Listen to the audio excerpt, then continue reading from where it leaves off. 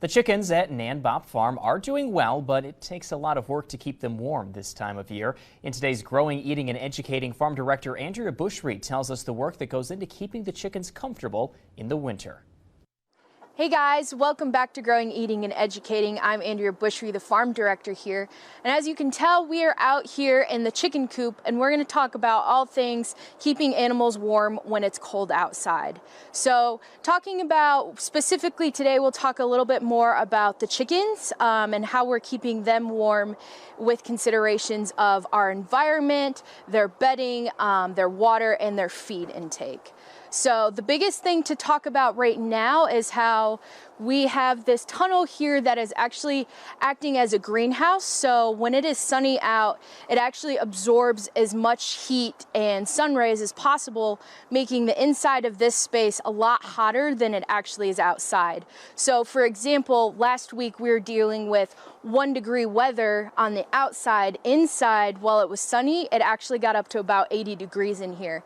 So we actually had to open up our louvers back on the top here and actually vent out the space so that we could have a little bit more of a cooling effect. The other thing you want to think about is your water and your food. So for chickens, the food doesn't matter as much, but with ruminants, things like cattle and sheep, if you actually feed them more, that'll actually increase their body temperature and they'll be able to stay a lot warmer during those cold weather seasons. We also are thinking about our waters. Here we have nipple water systems. So while the bucket itself may be thawed, the nipple water actually can't let water out. So you want to make sure that you're checking every aspect of your watering system to make sure everything's thawed out and that these animals can get the water that they need.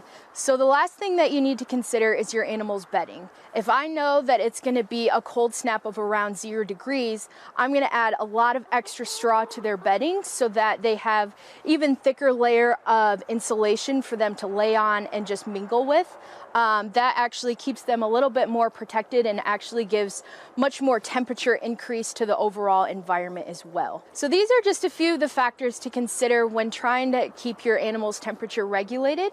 For example, for us, when we come in the morning and it's 20 degrees in here, but it's sunny out, and then by noon it's 80 degrees in here, that's a big increase in temperature for these chickens to be able to handle.